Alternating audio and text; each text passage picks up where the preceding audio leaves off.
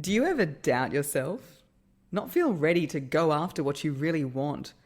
Or see the amazing things other people are doing and think, oh, that'll never be me? Yes, I have these thoughts. Listen in. By the end of this podcast, you're going to dominate that voice of doubt. I'm Sally Prosser. You're listening to That Voice podcast. No matter who you are or what you do, your voice matters. And unless you've sworn a lifetime vow of silence, this is the podcast for you. My guest today is the amazing Kate Maree O'Brien. She's all about empowering women to crack open their capacity, own their flavour, and my favourite turn of phrase, strap on a big one and do your thing. Kate's a leadership coach and creator of Australasia's largest women's leadership and empowerment event. You may have heard of it. It's called She. Kate, coming to us from beautiful Bali, welcome to That Voice podcast. Oh, thank you so much for having me here. It's a pleasure. Great to have you. So Kate Maree O'Brien, the very first question is always the same on this podcast. Could you do your job if you lost your voice? No, not really. Not really. I would have to get very creative and I'd have to do it through writing format. But using my voice is every part of what I'm up to. So what are the main reasons people come to you to work with you?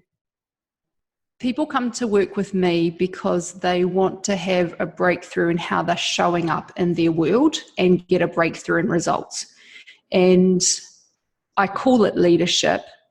But when I say leadership, a lot of times people would think of executive type leadership. The leadership that I'm speaking of is the everyday person who switches on the inner leadership. And basically they become the person who's going to alter the trajectory of where they're heading in their life. Yeah, I like that, turning on the inner leadership, because I think there are a lot of people who think that just because they're not a leader in their title, therefore they're not a leader.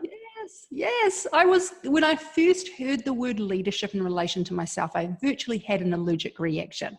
I was like, there is no way I'm a leader, because I had an idea in my head of what I thought leaders were.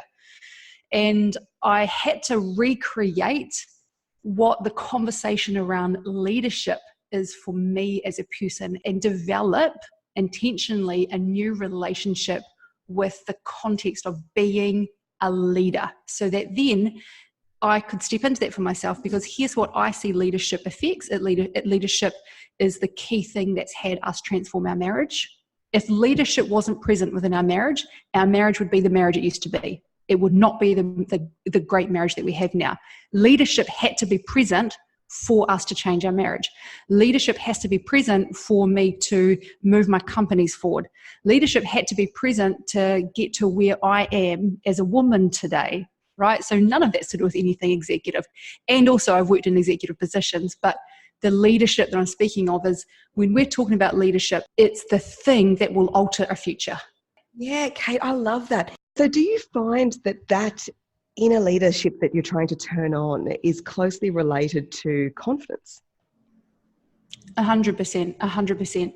But I also think that we don't start off confident, that the confidence only comes the more we require ourselves to step into our leadership, even though we are shit scared. As you're listening to this podcast, whoever you are listening to this podcast, you know that next step of what you know that you would actually really want to step into. For me, because I've had a lot of self-doubt, even more so of just self-doubt, I've had a lot of anxiety in my life, a lot of even social anxiety, where I've really not just second-guessed myself, but felt crippled with the level of intensity of it all. I've done so much work on myself over the last 15 years in. I'm an NLP trainer. I've done all sorts. Like I've done every freaking modality on me. Guess what? Drum roll, please. I still feel self-doubt. The thing is that the self-doubt doesn't go away. The thing that has made the most use to me is I finally stopped trying to get rid of it. I don't care if I'm doubting myself. I don't care if I feel scared before I step on stage or before I get on some kind of training that's perhaps a little bit new to me, because I realize that us as humans, we're always going to feel some level of fear or self-doubt before we take that next leap. That's just part of what happens. And so therefore, congratulations. If you're feeling that, that means that you're about to step into your next arena. Woohoo, it's called growth. So it gets to become something that we go, yeah, look at me. I'm proud of myself because I'm doing it anyway, even though I feel scared.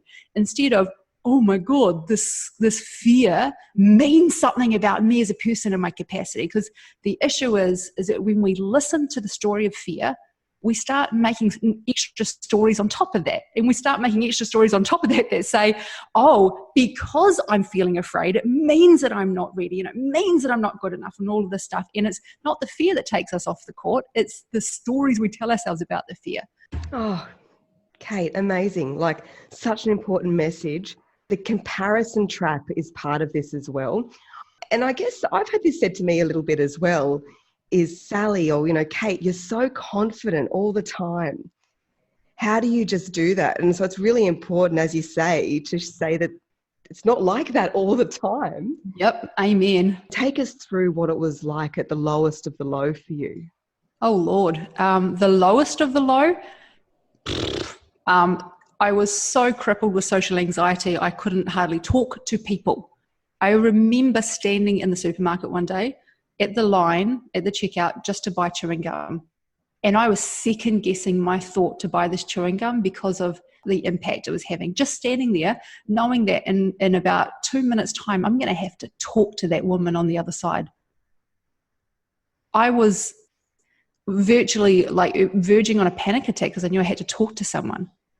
So, and then I would, I got through it, got home, and I lived in a garage. I lived in an old shed. I didn't even live in a house. Closed the door, and I had this big bolt that I would just lock this big garage door with. And then finally I was kind of safe from the world and from human beings. And I would just, go under the covers and just stay there for as long as what I could. It was really bad. I had a drug addiction and I had an eating disorder, I had anorexia. I was not in a good way. And back then, I actually, the way in which life occurred to me, Sally, is that I had ruined my life. It occurred to me like there was nothing else beyond this. I couldn't see anything beyond this. And so the only reason why I say that is I know we can feel trapped at points in our life. And, I'm hoping that most people listening to this aren't to that extreme what I just described. But that's cool. If you're further along than what I was, you're further along than what I was. You can really get anywhere. And I want anyone to listen to this to hear that you can get anywhere from here. I'm pretty sure that's a Wayne Dyer quote. It's certainly not mine. But it's the truth. But it only happens through deciding and knowing that there is possibility, there's something beyond this, knowing that, and this is a part for me, Sally, is what the switch that flicked within myself was I hit rock bottom one night. I got so low that I was kind of facing my own death. And what came up for me in that moment was this thought in my head, I could have done something different. And then I heard my dad's voice, and my dad's voice said to me in my head, Kate, you could do anything with your life. And the pit in my stomach was like, fuck, I could have done anything. And this is what I'm doing. So in that moment I chose, followed up by a prayer to help me get through the night. But I decided in that moment that I was going to do whatever it took to turn my life around. And I was going to make sure that these experiences that I went through weren't just racked up to some shitty life experiences. I wanted to make some meaning out of it. And you've certainly done that. Thank you.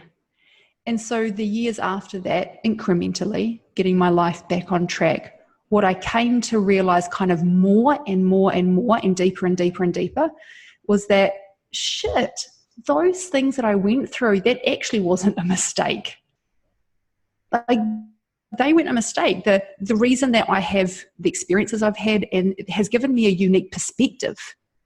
And that, knowing, and I remember one day, it just clicked, oh, I'm not a mistake. Oh, those experiences weren't a mistake. Oh, I'm here for something. Woohoo! Oh, what a breakthrough.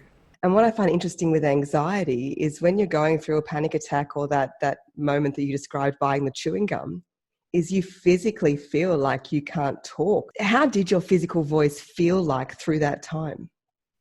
Non-existent.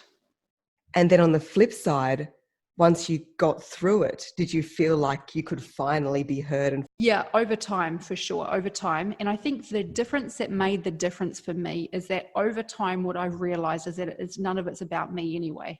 When I was held back by the self-doubt, I was always up in my head thinking about my own thinking versus being out here with the people that I'm speaking with. And that was the real difference over time. So, for example, now when I go to step onto a stage, the thing that I get present to is the people.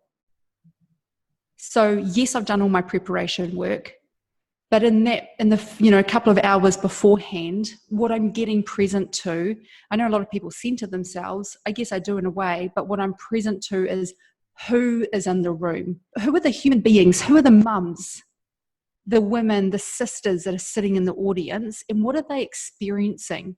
What are they going through that they're not talking about, that they feel scared about? So when I'm stepping up on stage, after I do that, I'm not stepping up on stage to do a good performance to get some brownie points so that people like me. When I am, and I have done that before, when I've stepped on stage to deliver the best performance, to get a standing ovation so that people like me, I'm constipated within myself because my focus is on me and delivering the best performance. The only way I can describe it is I'm constipated. However, in reverse, if I am connected to the mum in the room, Sally down the back, Rachel up the front, Pania over on the left, I step up on stage and I want to say what they need to hear.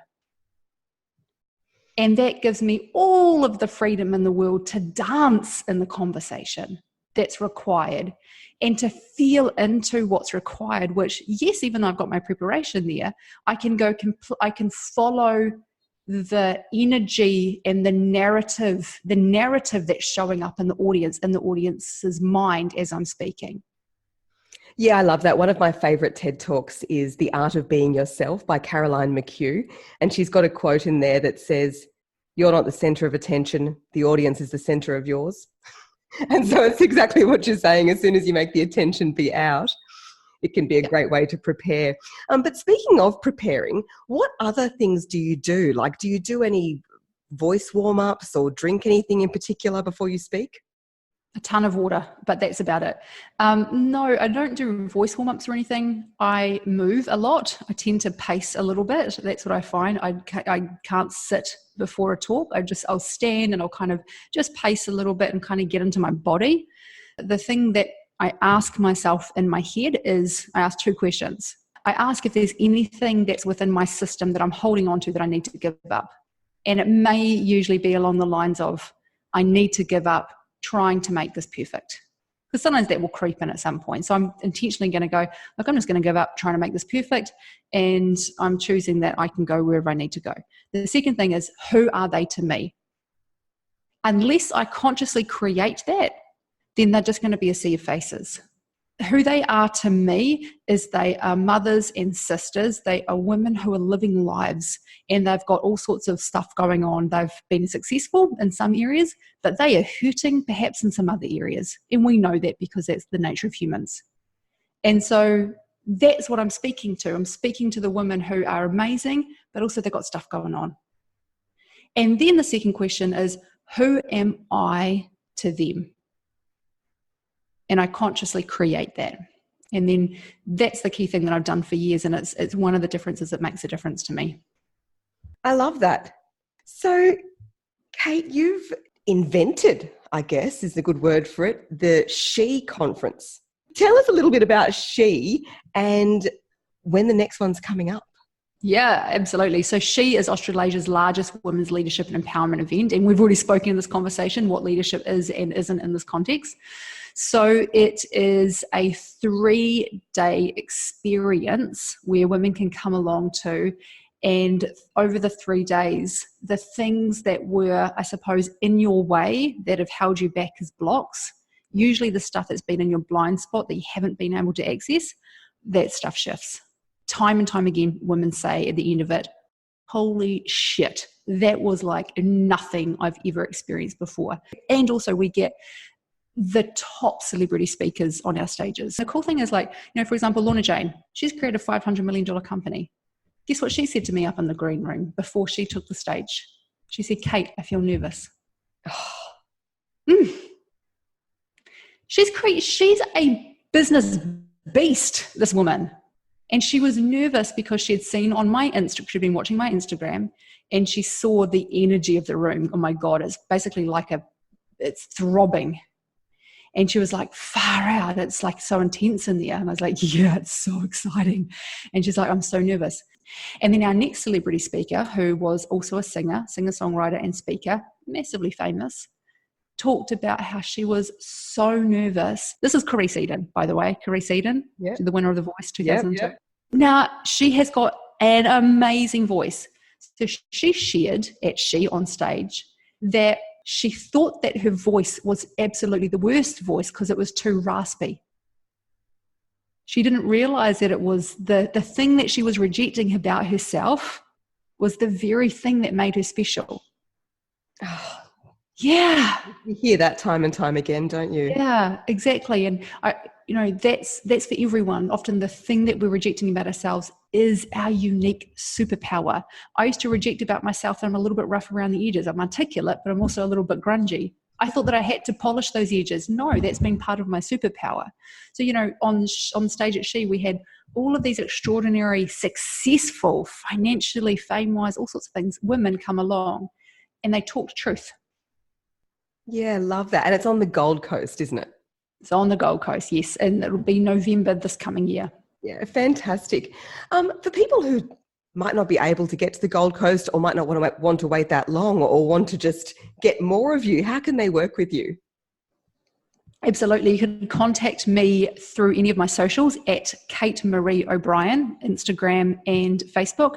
But also, can I give a free training? Is that okay, Sally? Please do. That would be fantastic.